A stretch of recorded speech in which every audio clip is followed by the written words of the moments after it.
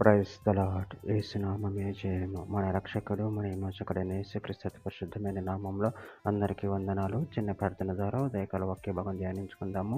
పరిశుద్ధుడ మహాగణుడు అయిన దేవ యేసయ్య సర్వాధికారినైనా మీకు వేలాది వందనంలో కృతజ్ఞత స్తుతులు చెల్లించుకుంటున్న దేవ ఉదయకాలం ప్రభు వాక్య భాగం ధ్యానిస్తుండగా వాక్య భాగం అర్థమవుట్లు సహాయం చేసి మీ కృపలో బలపరిచి మీకు మాదిరిగా మమ్మల్ని నడిపించమని చిన్న ప్రార్థన యేసు నామములో అడిగి వేడుకుంటున్నాను తండ్రి. Amen amen. కీర్తనల గ్రంథం 78వ అధ్యాయం 53వ వచనము. వారు భయపడకుండా ఆయన వారిని సురక్షితంగా నడిపించెను, వారి శత్రువులను సముద్రంలో ముంచివేసెను. ఆమె దేవుడి వాక్య భాగం దీవించును గాక. ప్రభునందు ప్రియులారా, ఇక్కడ వాక్య భాగంలో గమనించినట్లయితే వారు భయపడకుండా ఆయన వారిని సురక్షితంగా నడిపించెను, వారి శత్రువులను సముద్రంలో ముంచివేసెను. అదేవిధంగా వాక్య భాగంలో గమనించినట్లయితే నిర్గమకాండం 14 అధ్యాయం 19-20 వచనంలో అప్పుడు ఇజ్రాయేలు ఎదుట సమూహమునకు ముందుగా నడిచిన దేవదూత వారి వెనుకకు పోయి వారిని వెంబడించెను.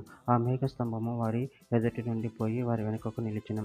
అది ఐగుప్తుల సేనకు ఇజ్రాయేలు సేనకు నడుమ ప్రవేశించెను. ఆ మేఘము గనుక వారికి చీకటి కలిగెను గాని రాత్రి అది వీరికి వెలుగిచ్చెను గనుక ఆ రాత్రంతయు ఐగుప్తుల సేన ఇజ్రాయేలును సమీపించలేదు. హెబ్రీయులకు రాసిన పత్రిక 19వ అధ్యాయం 29వ వచనం. విశ్వాసం బట్టి వారు పొడి నేల మీద నడిచినట్లు ఎర్ర సముద్రంలో పడి నడిచిపోయిరి, ఐగుప్తులు ఇలాగ చేయి చూచి మునిగిపోయిరి.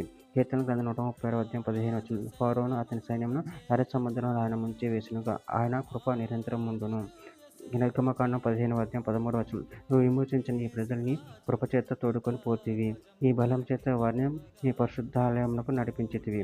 ద్వితీయోపదేశకాండం 32వ అధ్యాయం 12వ వచనం. యెహోవా మాత్రం వారిని నడిపించెను, అన్యుల యొక్క దేవులలో ఏ దేవుడును ఆయనతో కూడా ఉండలేదు. కీర్తనల గ్రంథం 105వ అధ్యాయం 43వ వచనం. ఆయన తన ప్రజలను సంతోషంతోనూ తాను ఏర్పరచుకున్న వారిని ఉత్సాహధ్వనితోనూ వెలుపలికి రప్పించెను. కీర్తనల గ్రంథం 106వ అధ్యాయం 9వ వచనం. ఆయన ఎర్ర సముద్రమును గద్దింపుగా అది ఆరిపోయిను, మైదానం మీద నడుచున్నట్లు వారిని అగాధ జలంలో నడిపించెను. ఇర్మీయా గ్రంథం 2వ అధ్యాయం 15వ వచనం. నీ దేవుడైన యెహోవా నిన్ను మార్గములలో నడిపించుచుండగా నువ్వు ఆయనను విసర్జించుట వలన నీకు నువ్వే బాధ కలుగజేసుకుంటివి కదా. చివరిగా ఒక మాట. యోహాను సువార్త 10వ అధ్యాయం 3వ వచనం. అతనికి ద్వారపాలకుడు తలుపు తీయును, గొర్రెలు అతని స్వరము వినును, అతడు తన సొంత గొర్రెలను పేరు పెట్టి పిలిచి వాటిని వెలుపలికి నడిపించును. ఆమె దేవుడి వాక్య భాగం దీవించును గాక. చిన్న ప్రార్థన చేసుకుందాము. పరిశుద్ధుడా, ప్రేమగల దేవసేన, మీరు ఇచ్చిన ఒకే దాన్ని బట్టి ప్రాముఖ్యతను చెల్లించుకుంటారు తండ్రి. మీరే మమ్మల్ని నడిపించే దేవుడే ఉన్నారు ప్రభావ. దాన్ని బట్టి ప్రాముఖ్యతను చెల్లించుకుంటూ మీ ప్రేమ కృపను మమ్మల్ని నిరంతరం కాచి కాపాడి మీకు మాదిరిగా మమ్మల్ని నడిపించి మీ చిత్తం మా జీవితంలో జరిగించమని చిన్న ప్రార్థన చేసిన అడిగి వేడుకుంటున్నాను తండ్రి. Amen amen.